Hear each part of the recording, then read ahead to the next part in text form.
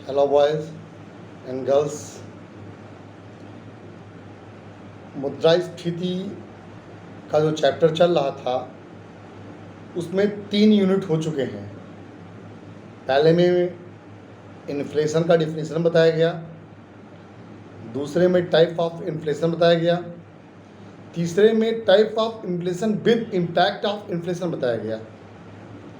तो कुल मिला के इतने पे चर्चा हो चुकी है। आज थोड़ा और आगे बढ़ते हैं। मैंने मुद्रास्फीति को कोरिलेशन जो ट्रेड साइकिल से कोरिलेट करके बताया था आप लोगों को, और जिसमें बताया था कि ट्रेड साइकिल जो किसी पूंजीवादी अर्थव्यवस्था में एक नेचुरल प्रोसेस है, उसमें मुद्रास्फीति यानी तेजी, फिर अपस्फीति यानी सुस्ती, फिर अवस्फीति यानी मंदी, फिर संस्फीति यानी पुनरुत्थान की प्रक्रिया चलती रहेगी। तो एक पार्ट जो हम लोग पहुँचे हैं, अब हम आगे बढ़ेंगे और बताएंगे कि मुद्रास्फीति जो बाज़ार में है, अर्थव्यवस्था में है, उसको कैसे रोका जाए।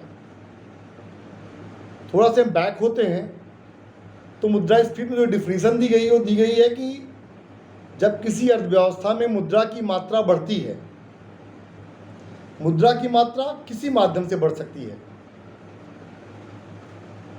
चाहे वह सार्वजनिक व्यय बढ़ा दिया जाए, चाहे ब्याज दर घटा दिया जाए, चाहे गैर उत्पादकीय क्षेत्रों में अनुदान सहायकी बढ़ा दिया जाए, या आयात लागतें बढ़ जाएं, या अवमूल्यन हो जाए, या घाटे की वित्त व्यवस्था को अपनाया जाए। यानी किसी माध्यम से अर्थव्यवस्था में जब मुद्रा की पूर्ति बढ़ जाती है तो अर्थव्यवस्था में स्फीति की स्थिति बन जाती है।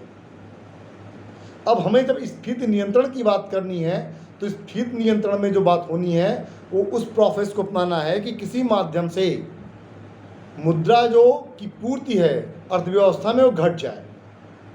इसके 2 रास्ते होते हैं, एक होता है मौद्रिक नीति, एक होता है राजकोषीय नीति, और एक तीसरा रास्ता भी होता है, इसे अन्य उपाय कहते हैं, इसकी चर्चा भी मैं आगे करूंगा।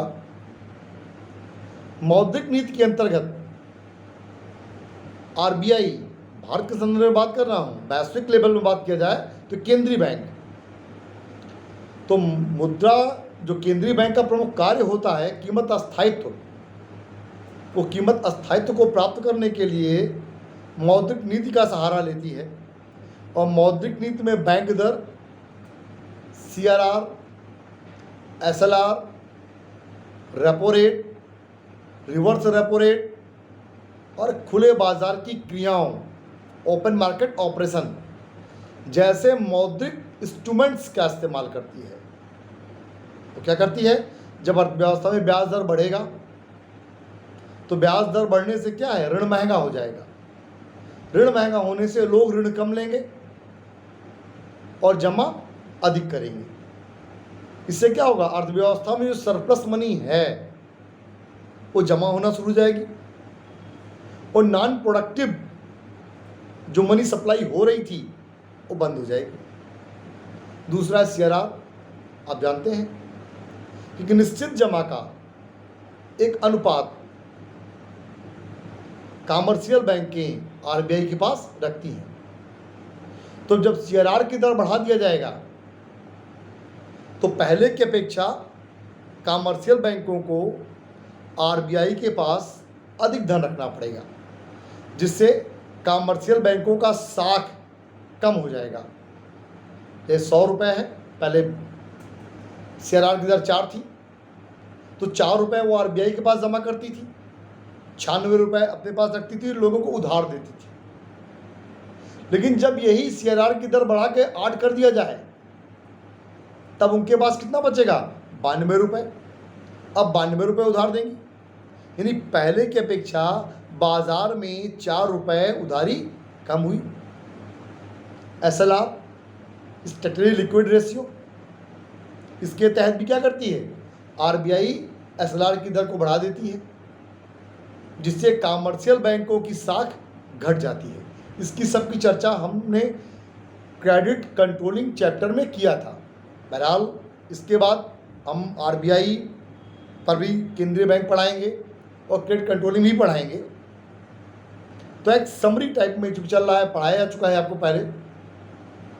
ओपन मार्केट ऑपरेशन, इसमें आरबीआई सीधा बाजार में क्या करती है, प्रतिभूतियों का क्रय विक्रय के माध्यम से अर्थव्यवस्था में लिक्विडिटी को यानी मुद्रापूर्ति को कम करती है। जब अर्थव्यवस्था में मुद्रा की मात्रा अधिक होती है तब ऐसी स्थिति में क्या करती है, वो प्रतिभूतियों का विक्रय करती है और पैसा रिजर्व रखती है। तो ये कुछ ऐसे आरबीआई के माध्यम हुए, इसे कहते हैं कि परिमाणात्मक साख नियंत्रण के अंतर्गत उठाए गए कदम। ऐसे क्रेडिट कंट्रोलिंग का एक और पार्ट है जो क्या है, क्वालिटिव क्रेडिट कंट्रोलिंग।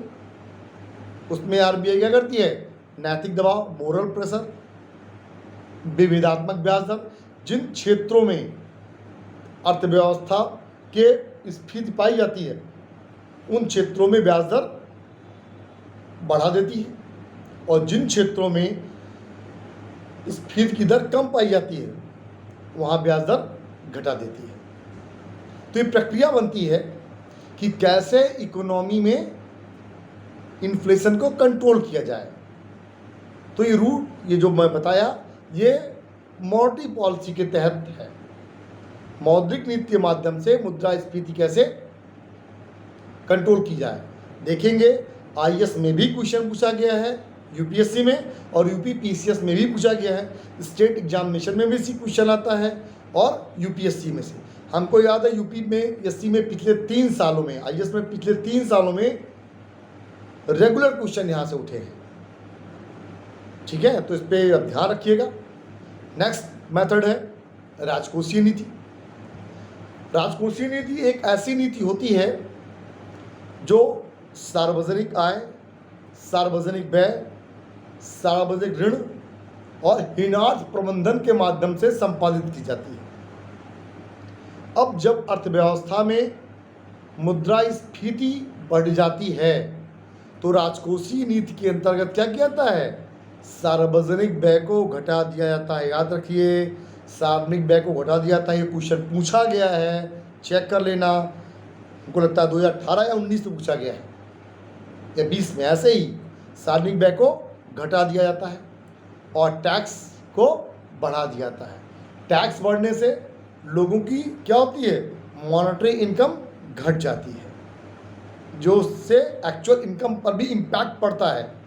जब एक्चुअल इनकम आपकी घट जाएगी तब क्या होगा, आप पहले की अपेक्षा कम सामान लेंगे। जब पहले से कम सामान लेंगे तो होगा क्या, जो थोड़ी वस्तुओं के पीछे अधिक मुद्रा दौड़ रही थी वो क्या होगी, कम मुद्रा दौड़ना शुरू हो जाएगी।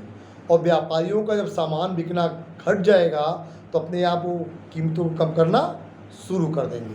तो क्या होता है, राजकोषीय नीति में सार्वजनिक व्यय घटा दिया जाता है और टैक्सेशन को बढ़ा दिया जाता है। ऐसे हीनार्थ प्रबंधन को भी घटा दिया जाता है, सार्वजनिक ऋण को घटा दिया जाता है। ये सब ऐसे इंस्ट्रूमेंट्स होते हैं जिनके माध्यम से अर्थव्यवस्था में मुद्रास्फीति को राजकोषीय नीति के माध्यम से कम किया जाता है। राजकोषीय नीति का संपादन वित्त मंत्रालय करता है। वो ये तय करता है कि अर्थव्यवस्था में कैसे मुद्रा की पूर्ति को कम किया जाए। और मुद्रा की पूर्ति को कम करने के लिए गैर उत्पादकीय क्षेत्रों में पब्लिक एक्सपेंडिचर, सब्सिडी, इन चीज़ों को बंद कर देता है। क्लियर। नेक्स्ट है अन्य उपाय। अन्य उपाय क्या होते हैं? अन्य उपाय के अंतर्गत जब देखता है सरकार की अर्थव्यवस्था में वस्तुएं महंगी हो रही हैं, इन्फ्लेशन बना हुआ है कुछ क्षेत्रों में, तो जिन क्षेत्रों में पर्याप्त मात्रा में इन्फ्लेशन पाया जाता है उन वस्तुओं का सरकार निर्यात बंद कर देती है और उन वस्तुओं के लिए आयात के मार्ग खोल देती है। जिससे क्या होता है, जो वस्तु की मांग, वस्तु की मात्रा के मध्य गैप बना होता है, वस्तु की मांग अधिक होती है और वस्तु की मात्रा कम होती है, उस गैप को संतुलित कर देती है। जब अर्थव्यवस्था में पर्याप्त मात्रा में वस्तुएं पहुंच जाती हैं, संलग्नित हो जाती हैं, तो ऐसी स्थिति में होता क्या है कि लोग कम कीमत पर जब बहुत सारी वस्तुएं जाती हैं तो उत्पादक अपने माल को बेचने के लिए अपने आप कीमतों को घटा देता है, और ऐसी स्थिति में क्या होता है, वस्तुओं की कीमतें घट जाती हैं और धीरे धीरे मुद्रास्फीति अपने संतुलक स्थिति में पहुंच जाती है। संतुलक स्थिति मीन्स 4 से 5%। जब भी अर्थव्यवस्था में मुद्रास्फीति 4 से 5%, 3 से 4 आइडियल है और 5% हायर अधिकतम इन्फ्लेशन रेट है, इसके बाद अर्थव्यवस्था पर नेगेटिव इम्पैक्ट पड़ना शुरू हो जाएगा। अब और भी कुछ चीज़ें हैं जिसे अन्य उपाय में समझ कर सकते हैं, जैसे मुद्रा का विमुद्रीकरण। जब अर्थव्यवस्था में बहुत अधिक मात्रा में मुद्रा इन्फ्लेशन हो जाती है तो सरकार क्या करती है, मुद्रा का विमुद्रीकरण कर देती है, पिछली मुद्रा का टेंडर समाप्त कर देती है और नई मुद्रा जारी करती है। ऐसे होता है नई मुद्रा जारी करना। नई मुद्रा जारी करना का अर्थ यह नहीं होता कि नई मुद्रा छापना। होता क्या है, जैसे हुआ कि 500 रुपये लेकर 100 रुपये दिया जाएगा, 100 की नोट नहीं छापी जाएगी और 100 के 5 नोट ले लिए जाएंगे या 500 रुपये लिए जाएंगे, उसके बदले में 100 रुपये दे दिया जाएगा। लेकिन तब होता है जब हाइपर मनी इन्फ्लेशन होता है, कूदती मुद्रास्फीति होती है, बहुत अधिक इन्फ्लेशन होता है, सरकार कंट्रोल नहीं कर पाती है। ऐसे कंडीशंस में होती हैं। ऐसे क्या होता है, आवश्यक व्ययों में कटौती कर दी जाती है। अनावश्यक व्ययों में, जो अनावश्यक व्यय हैं उनमें कटौती कर दी जाती है। सोशल एंड वेलफेयर फंड्स को छोड़कर व्ययों में कटौती होती है। करों में परिवर्तन होता है। देखा जाता है ऐसे क्षेत्र जहाँ पर इन्फ्लेशन ज़्यादा है वहाँ पर टैक्स बढ़ा दिया जाता है, जहाँ पर इन्फ्लेशन कम है वहाँ पर टैक्स घटा दिया जाता है। सरकार बचतों को प्रोत्साहन देती है, कोशिश करती है कि लोग बचत अधिक करें। जितनी अधिक मात्रा में बचत होगी उतना अधिक मात्रा में बाजार का